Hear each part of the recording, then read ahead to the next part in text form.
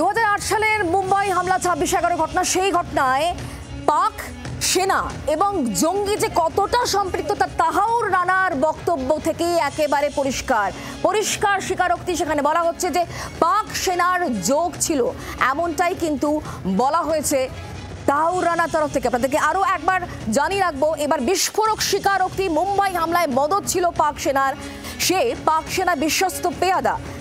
এনআইএর জেরায় এমনই বিস্ফোরক স্বীকারোক্তি তাহাউর রানার। 26/11 নিয়ে বিস্ফোরক স্বীকারোক্তি তার। আমরা বিষয় নিয়ে আরো জানবো, কথা বলবো। এই মুহূর্তে আমাদের সঙ্গে রয়েছেন রাজীব চক্রবর্তী, আমাদের দিল্লির প্রতিনিধি। রাজীব, আর কোনো ধোঁয়াশাই নেই, কারণ সেনার সঙ্গে জঙ্গির যে একেবারে সম্পৃক্ত একাধিক ঘটনা তার প্রমাণ মিলেছে।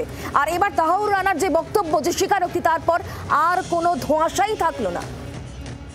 দেখো, বারংবার ভারত বিশ্বের বিভিন্ন মঞ্চে দাবি করে এসেছে যে পাকিস্তান সন্ত্রাসের আঁতুড়ঘর, এবং এই দাবি পাকিস্তান বারংবার অস্বীকার করেছে, অভিযোগ অস্বীকার করার চেষ্টা করেছে।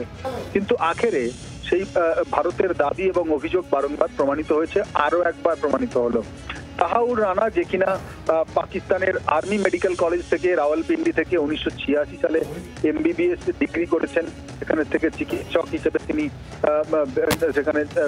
তিনি যখন উত্তীর্ণ হন, তারপরে পাকিস্তান আর্মিতেই তিনি চিকিৎসক হিসেবে কাজে যোগ দেন, এবং তারপর তাকে পলাতক হিসেবে ঘোষণা করে পাক আর্মি। পাকিস্তান সেনার সেই ঘোষণার পর থেকেই তিনি কিন্তু কার্যত উধাও হয়ে যান। তিনি বিভিন্ন দেশ ঘুরে গিয়ে সেখানে মার্কিন যুক্তরাষ্ট্রে গিয়ে আস্তানা গাড়েন এবং ব্যবসা শুরু করেন। আর তারপরেই হেডলির মাধ্যমে মুম্বাই হামলার ছক। 2008 সালের 26শে নভেম্বরের যে হামলার ঘটনা, সেই সময় পাকিস্তানের এই ডাক্তার, এই পাকিস্তান বংশোদ্ভূত কানাডার এই তাহাউর রানা মুম্বাইতেই উপস্থিত ছিল। শুধু তাই নয়, সে জিজ্ঞাসাবাদে স্বীকার করেছে, জেরাতে স্বীকার করেছে 2005 সাল থেকে চক্রান্ত চলছিল, ষড়যন্ত্র চলছিল এই হামলার। শুধু মুম্বাই নয়, দেশের বিভিন্ন শহরে হামলা চালানোর ছক ছিল, এবং পাকিস্তান আর্মির বিশ্বস্ত একজন পেয়াদা হিসেবে কিন্তু এই তাহাউর রানা ছিল, সে কথাও সে স্বীকার করেছে।